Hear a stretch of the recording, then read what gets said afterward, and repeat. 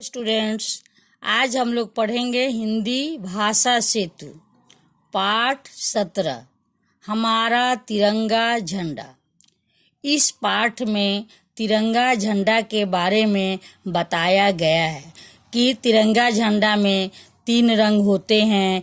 ये रंग जो है इन कहाँ होते हैं, ऊपर कौन सा रंग होता है, नीचे कौन सा रंग होता है और इन रंगों का क्या महत्व है, क्या प्रतीक है, इन सब चीज़ों के बारे में इस पाठ में बताया गया है। तो चलो बच्चों, अब हम लोग पढ़ते हैं। बच्चों, तुमने देखा होगा कि प्रतिवर्ष 15 अगस्त को हमारे प्रधानमंत्री दिल्ली के लाल किले पर तिरंगा झंडा फहराते हैं। यह तिरंगा झंडा ही हमारा राष्ट्र ध्वज है।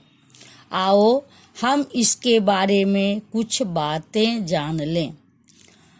तिरंगा झंडा 3 रंगों की पट्टियों से मिलकर बना है। सबसे ऊपर केसरिया रंग की पट्टी है। यह रंग वीरता और बलिदान की याद दिलाता है। तो बच्चों, प्रत्येक वर्ष 15 अगस्त और 26 जनवरी को क्या होता है, स्कूल में सब जगह क्या होता है, तिरंगा झंडा फहराया जाता है। 15 अगस्त को प्रधानमंत्री दिल्ली के लाल किले पर इस झंडा को फहराते हैं और ये झंडा जो है तिरंगा, यही हमारा क्या है, राष्ट्र ध्वज है।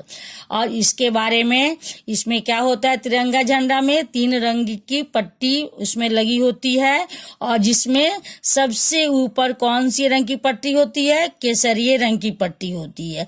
ये रंग जो है केसरिया, ये किस चीज का प्रतीक है, वीरता और बलिदान की याद दिलाता है कि हमारे देश को आजाद कराने में यहाँ के योद्धा किस तरह से अपनी वीरता और बलिदान को देकर के हमारे देश को आजाद कराया था। पुराने समय में वीर सैनिक केसरिया बाना पहनकर ही युद्ध करने जाते थे। इस झंडे के बीच की पट्टी सफेद है। यह रंग सच्चाई और पवित्रता के साथ साथ शांति का भी प्रतीक है। सबसे नीचे की पट्टी गहरे हरे रंग की है।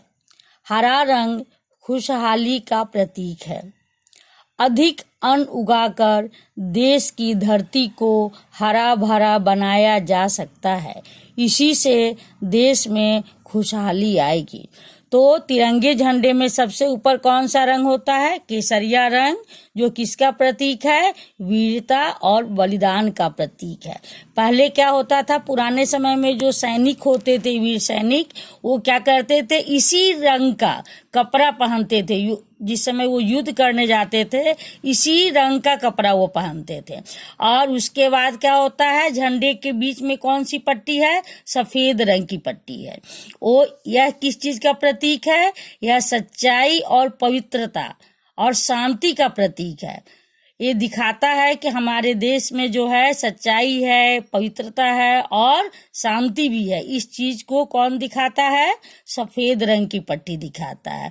और सबसे नीचे कौन सी पट्टी होती है, गहरे हरे रंग की पट्टी होती है, जो किसका प्रतीक है, खुशहाली का प्रतीक है।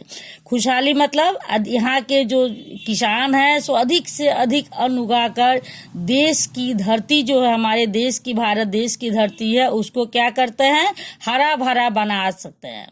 तो इससे क्या होगा, जिस हरा भरा बनाने से हमारे देश में क्या आएगी, खुशहाली आएगी। तो ये तीनों रंग के अलग अलग प्रतीक हैं। बच्चों, तुम सफेद पट्टी के बीचों बीच एक नीले रंग का चक्र भी देख रहे होगे। इसमें 24 कमानियां हैं।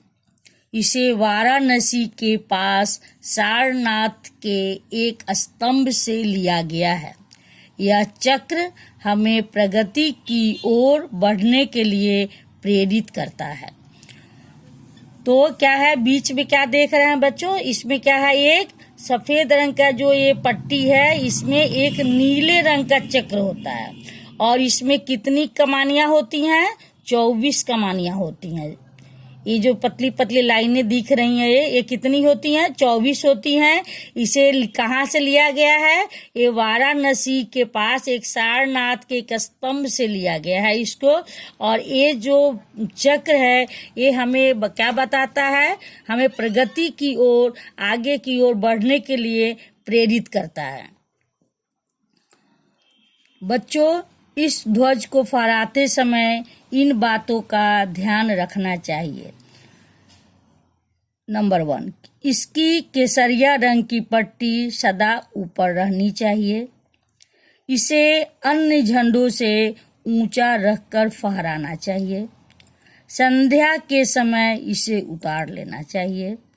इसे कभी भी फटी हुई दशा में नहीं फहराना चाहिए।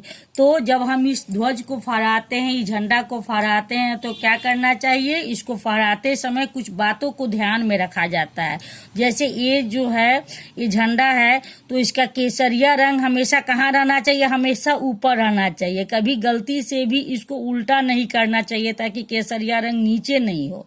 कहाँ होना चाहिए? केसरिया रंग को हमेशा ऊपर रहना चाहिए। और ये झंडा जहाँ फहरा रहे हैं वहाँ और दूसरे झंडा जो भी अगर है वो आसपास में, तो ये उससे ऊंचा रहना चाहिए।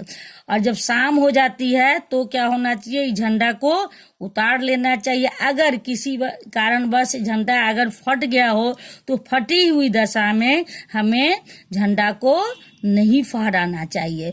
तो इस तरह से हम लोगों ने जाना कि हमारे राष्ट्रीय ध्वज में क्या होता है और हम उस झंडा को कैसे फहराते हैं।